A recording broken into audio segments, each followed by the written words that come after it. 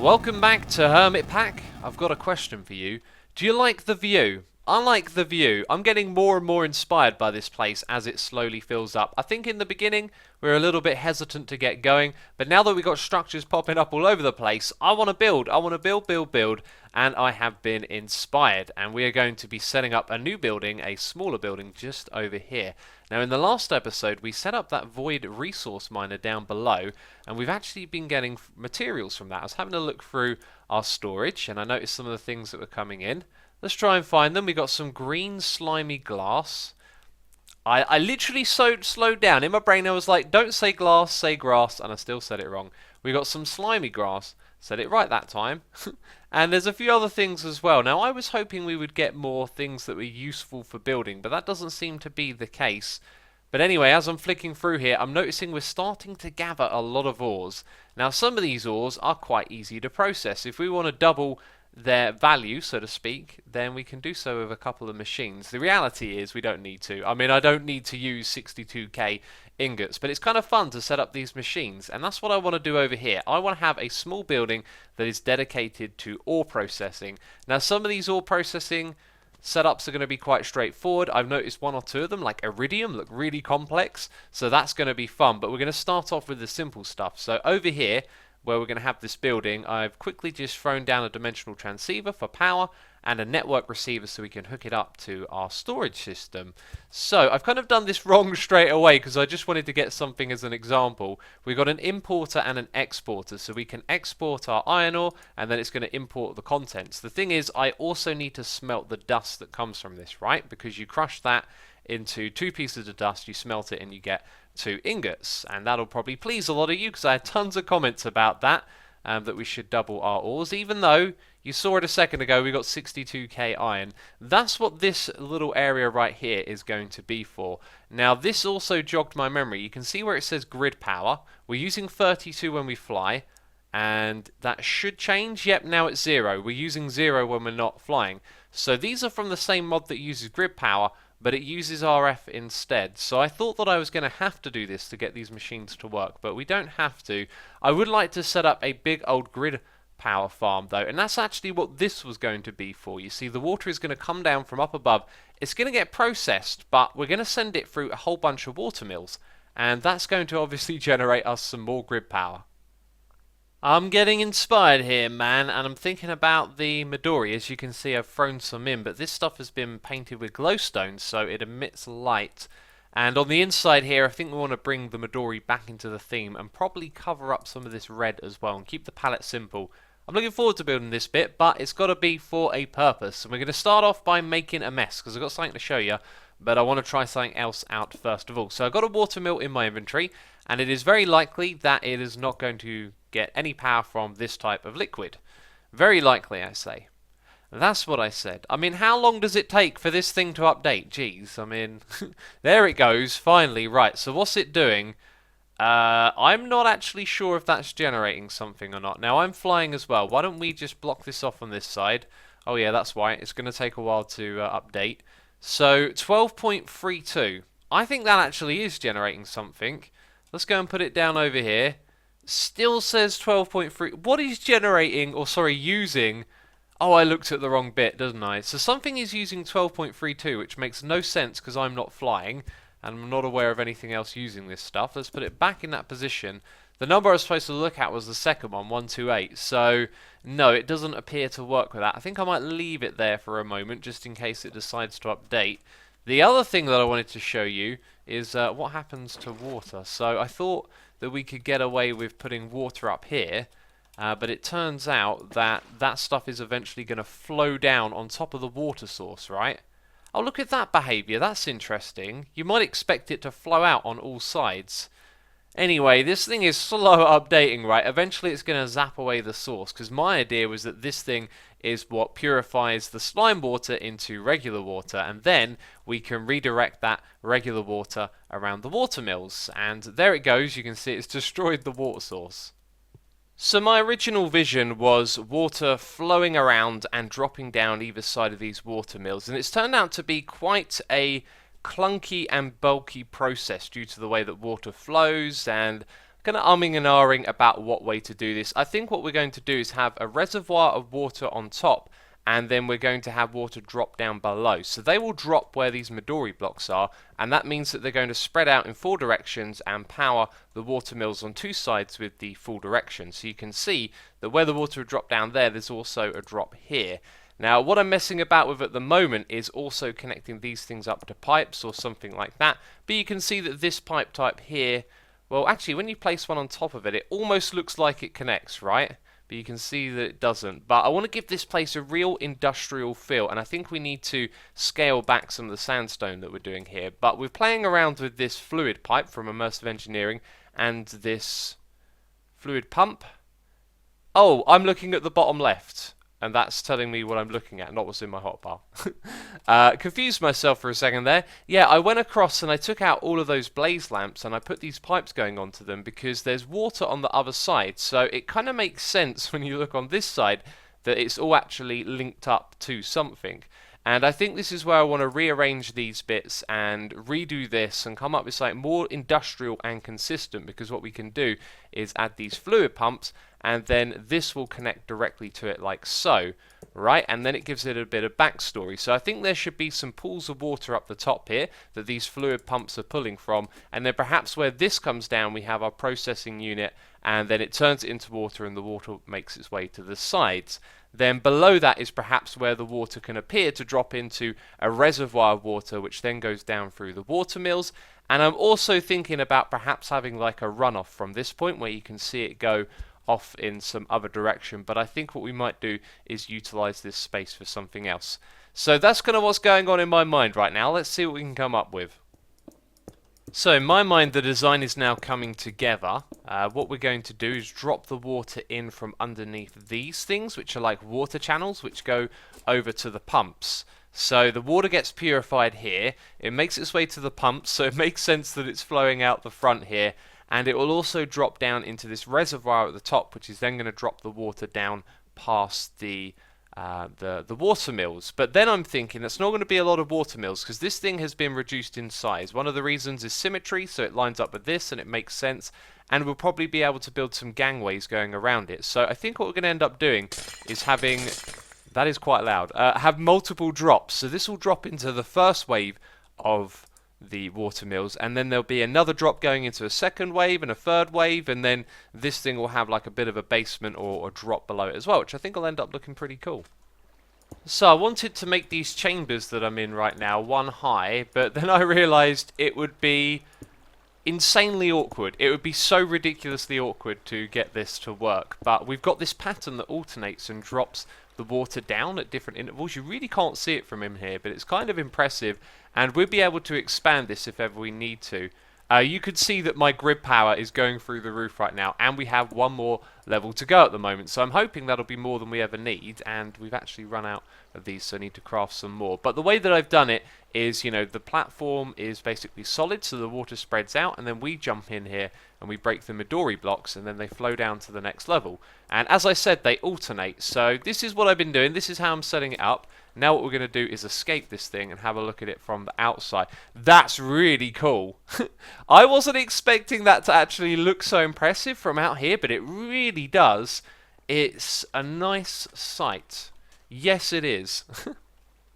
The way this is all coming together, I gotta say, I am really liking this. We've got the industrial look going on, and we've got some blocks that complement each other and look really cool here. So using stuff from Immersive Engineering again, we've got our pipes and we've got our water mills at the top here, and they look like they have a purpose, you know. I've also thrown in some blocks from the side here. Is that pipe supposed to be there? No, it's not. These blocks, though, you have to place them rotationally, so you need to face this direction to place them down, which is fine. There's no problem with that at all. But there was another one that I wanted to use in here, this one, the kinetic dynamo, which again can be placed like this, but I wanted to turn it into a light source, right? So when you paint it with glowstone, you lose the ability to rotate it, which kind of sucks, because I wanted to show off this texture on the side, but, you know, the look of it probably isn't very watery as it is. So I've gone with this one for now, and that's purely for the texture. There's no function going on here, but there's a bunch of pipes roaming around. And also I picked out this block as well because it looked interesting and it was cheap to make. Ooh, and the texture connects. Now unfortunately that red doesn't really suit what we're doing here. If that were blue, you know, it might just fit in a little bit better. So anyway, now we've got the look from the outside. I need to kind of tidy up what's going on down below here, and then we need to think about how it looks when this drops into here, and at what point does it change into regular water, you know? We'll probably hide most of the changing part, but I at least want it to look interesting from up above. I'm glad the night's come about. The reason that I painted this with glowstone is because we need light on this build. At night time it's just all too dark. Be nice if some of these blocks were animated as well, you know, it doesn't look very lively. And just looked into my inventory and realised there's a few other blocks here that I crafted and then kind of forgot about. But one of the ones we want to look at is this thing here, the steel mount. Sorry, the steel wall mount and the lantern. Now, I have been wondering, what if the lanterns were to just sit on top of that, or... Because we got these ones down here without them, it feels like, no, it shouldn't go on there, but what if we added one on top of each of those? We haven't got them on the other side, that's right, I decided not to put them over there since I'm not going to connect these ones up. It looks a little bit odd, maybe we shouldn't go with that. But with the wall mount, what we can do is sort of have it coming off the side like that. I just couldn't find the right position on this wall to put it, because it looks kind of castle-y as soon as you add that stuff, which is not quite what we're going for. Maybe that little position right there, or you can attach these things themselves. Yeah, maybe we don't need the wall mount. Like, what if it were to go just there and there? I'll mess around with it and eventually figure out where they should go, I guess. I think I'm starting to see the direction of the area down below. I think we need to get something a little bit darker in here. So I'm thinking that our brownstone probably needs to change, but anyway, it's going to go across, and then there's going to be a little bit of a walkway going on either side, because this thing brushes right up against this back wall. But if we take this as an example, I think that needs a little bit of work. But I love the way the hardened stone here comes out, and it looks pretty good next to the sandstone bricks. So that's kind of our cue for this area, and I want to decorate all of these blocks down here as well, so it looks like that this thing goes down, you know, into a proper area rather than just into the ground. But let's take a look at the top area, because I'm really happy with how it's turned out now. It is finished. You can see there are little details next to the water pumps. The lanterns have found a spot where they look okay. And now the liquid goes down here into the middle. What it does is it hits one of its own slime block things, a blue slime block, and then underneath that there is some quartz glass, and then it changes to water below the quartz glass. So it illuminates it a little bit, which looks cool, and then you've got water down the bottom, and it's kind of level with this block, which is where the water flows out the sides. So it all looks really good, and I've just realised that I've left these slabs here from where I was building. That water should, in theory, flow all the way to the edge, but it won't, because that bit there, right? Now I've probably got to update it, and it should flow all the way to the end. Bam, there we go. So from back here, it's looking good, and I think this sandstone slab thing up the top is going to have to go. This roof needs to be a bit more grey and pale in order for the contrasts here to look good together. That really looks nice from this view over here. But if we fly around, we should find that I've got a little bit of a gift. Can you see where this gift is? What is that right there? I do believe that is a stim pack. Now, if you remember, in this mod, there is a Hermit mod in which you can fight each of the Hermits playing the pack. And I'm in this, and I was never able to find a stim pack, and Impulse has been very kind as to leave one for me. Now that's quite clear glass. It looks like it's holding something, but actually that beam is from down below. That looked really impressive. You must have spotted that and decided to put it here. When I open this thing, there's nothing inside of it. Oh! Huh, it makes the little noise effect from Doom as well. So this is taken from the game Doom, you know, in that you have stim packs, and hey, I mean, look at this fella right here. Let me take off my clothes. What? I look like a Doom guy, do I not? And yeah, that's what my skin's based on. So you use this with something else in the Hermit Quest mod to fight the Asuma boss. So let's type in Hermit. Hermit like that, Hermit mods. It is this block right here, I believe, Hermit Summoner. We need to craft that, and actually it's not that expensive, is it? Alright, so I've got my Hermit Summoner, and at this stage in the game, with this crazy armor, it's not really going to be much of a fight, but it might be slightly hilarious. Now, I believe you might be able to open this thing, or you're supposed to put the item on top of it. Or maybe I don't know how to use the Hermit mod. It's been absolutely ages since... Oh, wait a minute, there I am, hello, hi me. Oh, no, no, no, no, no, no, no, no, no, no, no, no. I should have been aware of that. I completely forgot. Oh my goodness me, this has been such a terrible idea. Now the weakness, I was about to tell you, is to whack this guy with your bare hands. And I'm so glad that he's facing away from our base at the moment. Give him a slap. Why is he not attacking me? Quick, it's time to kill Asuma. Wait, what's that sound? Oh, it sounds like me. Oh, and he's dead. Oh, and that was such a derpy fight. And look how many hearts I had. He could have potentially killed me, I tell ya. Imp Fireball! I completely forgot. Let's see if it did any damage. I saw a couple of shots went off in this direction.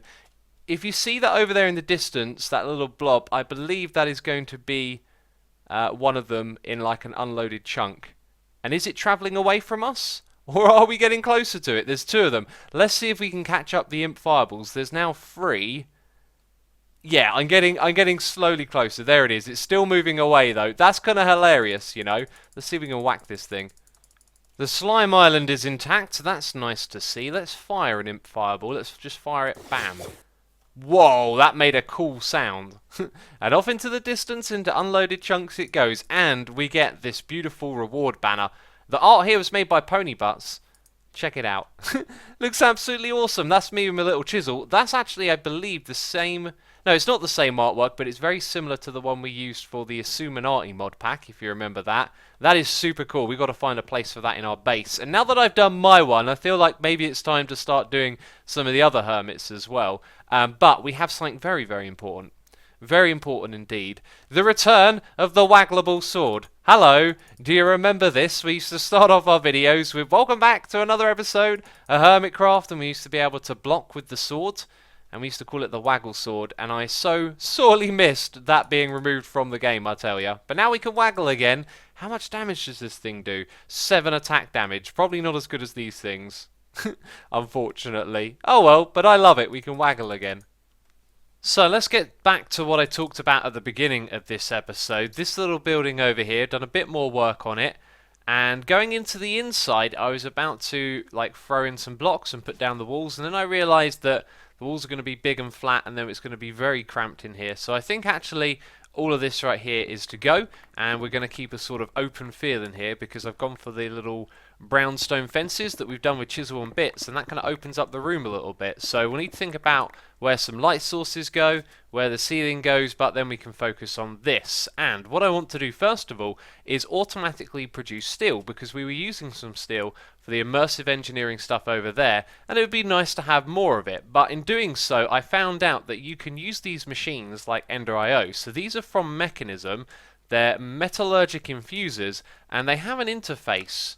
And what I did is I put eject to on by clicking on this, I think, or was it that? Yeah, off and on, and you see this blue one here is an output, and I believe it is that side of the block, so then it outputs into this, and I'm going to guess that that's blue there as well, so it's going to send those items over to this one. So when I put an iron ingot in here, it creates enriched iron, and then when you put it in one again, it creates steel dust. So if we have ore coming into the system, we smelt it into iron, then we put it into here, goes through that one, then we smelt this stuff again, we'll have an automatic system set up. But at the moment it requires 4 machines, and I'm wondering if there's going to be an easier way to do that. I'm not 100% sure, but it's going to be an interesting challenge. Given the magic of Ender.io conduits, it should be possible, I think, to arrange most of these machines. So it's just like this, there's just a cable down the back and it moves the items about where necessary. So from this little thing over here, which is called an interface, we can extract and import, and the importing part should be very easy. I think you can set up item filters, but we just want to, you know, send whatever into this thing, so we'll manage it all with Ender.io, and we can also set a filter to export. So when I add something here, which I'm not going to do just yet, it will then put the items here ready to be exported by Ender.io. And actually I could show you that because it's currently not on. So there you go, it puts that there ready for this thing to pull it out. Now this means that we could have 1, 2, 3, 4 and 5 on top sides for extracting items, and you may be thinking, not so sure about that. Well, we can make an item filter to say which items we want to pull out, but then they're limited to a channel, and we want to send iron in on this channel and a different material here on a different channel. So I believe that is where we are going to need another connection. The other material that we want to get is coal, and I don't have it in my inventory.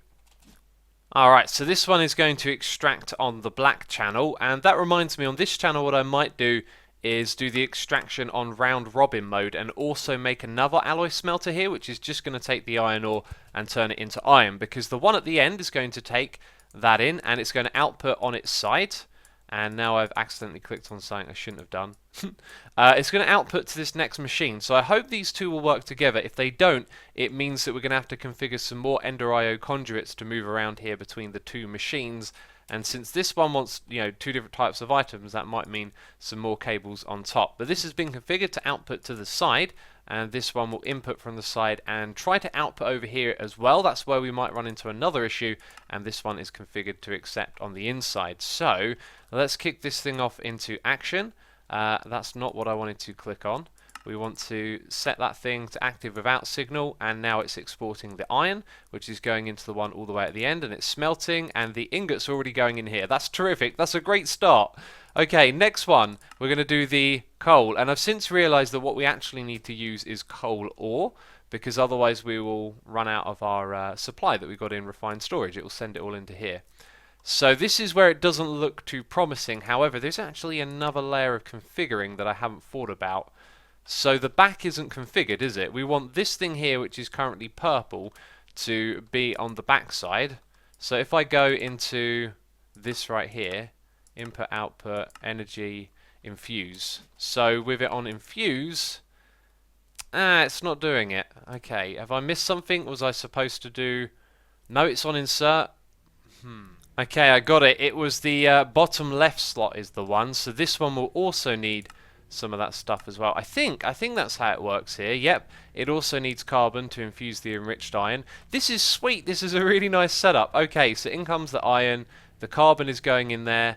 Aha, now that hasn't got any more. I think that means that we need round robin enabled over here, so it will evenly distribute between the two of them. And now we see coal going into this side. The carbon is maxed out, and on this side it is going in as well. Excellent. And now this one is smelting, and we've got ourselves steel. That's really cool. Okay, so did I do this bit correctly? Aha, we need to untick that, and there you go. Steel is now being imported over here, except we don't see it because, well, there it goes. In it goes, and it disappears immediately. Right, that's pretty cool. We're now going to disable the coal. How do I go about disabling it? Right-clicking it? No, left-clicking it? Shift left clicking it to get rid of it. We're no longer going to export that. This time what we're going to do is go with coal ore, and we're going to process that with an alloy smelter, or maybe something else actually. Okay, we've added a crusher because you get 4 coal for every one of these coal ore, which is pretty awesome. So it was a little bit confusing to configure this because I didn't add an item filter to this thing over here. So now it's only going to extract coal ore, and it runs on the red channel. The red channel comes into here, the black channel goes into those two. And also when I was fixing this, I accidentally, unselected the one that takes from the side. So this thing's been steadily backing up. And I haven't put any upgrades in here because we're using a lot of the ore that's coming into the system. And I'm happy for it to run at a slow speed, but this is so cool. We've got all of these machines working together to make steel automatically. So that's now done, I believe, and I think what we should do is add a few more of them here. So we got more machines, and unfortunately this one's going to break the neatness of having that conduit just run down the back. This can't do an in and an out on the same slot, right? It's one or the other. So that means we have to input on the back and output on the top, because if you put quartz into the enrichment chamber, I believe you get 6 or was it 4 for each piece of nether quartz ore, which is pretty fantastic. So that's nice and efficient, and this has just been set up again with some channels.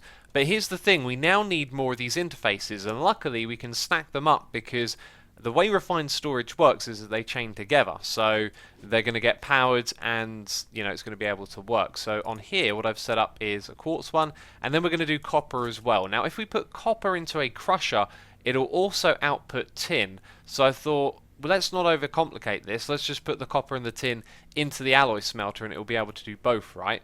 So then it's going to produce 2 types of ingots, which will get exported back into one of these interfaces. And then when we go over to doing this on the other side, we're going to do something a little bit more complicated. So I had an idea for something more complex, but I was looking at the clock and thinking, do you know what, I really need to crack on with finishing this building. And I had a final little look through, and figured out another quite simple project that is different from the setups we've already done. So I think it was copper that I was looking through that could have an excess of gold, which I think might actually come into there and mean it occasionally smelts gold as well. Aha, we have a little bit of a problem, don't we? I never set up the extract for this one. That's my bad. That should be onto grey, and then like that, and grey is our import channel, and now this thing is good for business. Right, but tin is actually what we get from copper.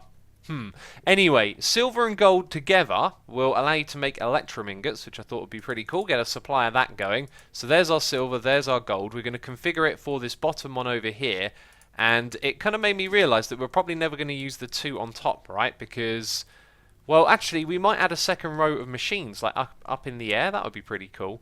Anyway, trying not to get distracted. What we're going to do is have 2 alloy smelters like this, and then 2 alloy smelters like that, and we'll be left with room for one simple thing, or actually 2. Does it go all the way up to the orange bit? It does, so we'll have to make a setup with 2 things here at the end. But anyway, there's going to be gold and silver, and the gold are going to go to this one, and then another thing that's going to be in the middle, which is an enrichment chamber. Do you know what? I might have to reconfigure all of this. Right, I was about to butcher my explanation, so I've now configured everything and it should be good to go. Also, we needed 1 less alloy smelter than I thought. But the idea here is that we're going to use gold and silver together, and we're going to use it to make electrum. But we also want to produce gold and silver, so what we have over here is a round-robin distribution system. That's on the extract, and that's for gold. So we're going to get this one going, and then we're going to get this one going, and they both got round robin enabled, which means they should evenly distribute to this side and to this side as well, right? And it's all going to plan at the moment, which is great to see. And that thing has now extracted the contents of that. And do you know what? It's got to sort of wait for both of them to arrive together, which I've got a feeling it might not actually do. It just produced gold. And can I use an alloy smelter to combine them together? I think that we should turn this one off for a second and type in electrum. Have I spelt it correctly? Where's the ingot? There it is. And we should look at how the alloy smelter works. Oh! Aha! So actually, well, hang on, this entire setup makes no sense now. Let's quickly disable these. I feel like I'm going to go mad with laughter. But setting up these things are just so much fun, yet they're so crazy and complicated and all over the place. So forget about the round robin distribution, what we had going on here. What we're now going to do is send those first of all into these two, right? So yellow and white.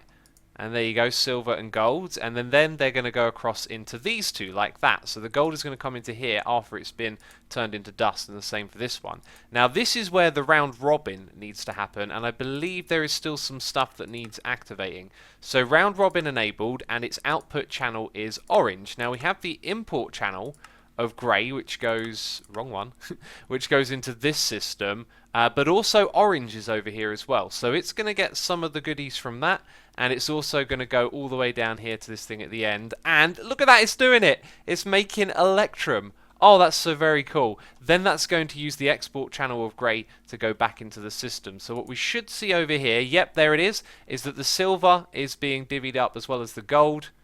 Although I don't see the gold coming in, let's make sure that has round robin. Yes, it does, so it should in theory go into there. And yeah, anyway, that's how that works. I think I just explained everything. By the way, if at any point in this video you've seen like I've made a mistake with the way that I've set up a filter, like I accidentally had blacklist on, I've been going around and tweaking these things, so subtle changes have been made. But I love this because the Ender IO pipes are really fun to play with, and now we've made a really cool little system over here that's processing ores and stuff. This building looks cool, man. I like the scale of it. It's really nice. It's got a cool roof. Check that out, nice and simple. And around the outside here, just throwing in some details, just making it look a little nicer. And then I'm thinking about how do we lead this over to there, and I probably won't keep the orange steps here. I like the entrance though, I like the diagonal entrance, and this room in here looks seriously cool, in my opinion. Well, at least the machines do. Or maybe actually they don't, but what the machines do is cool. Yeah, that one. Anyway, I don't think this sort of path is going to lead into there very well, and I'm thinking about doing just a little bit of this. Now, I hated this because it took so long to do, but I think for such a small little segment, that's probably something that I'll do. And I'll probably do that in between episodes as well, because I've been looking at the clock for a while now and thinking that I need to wrap this one up. So anyway, that is going to be it from me in this episode of Hermitpack. I do hope you have enjoyed it, and if you have, leave a like on the video. As always, thank you for your support, and I'll see you in the next one. Ciao for now, bye bye.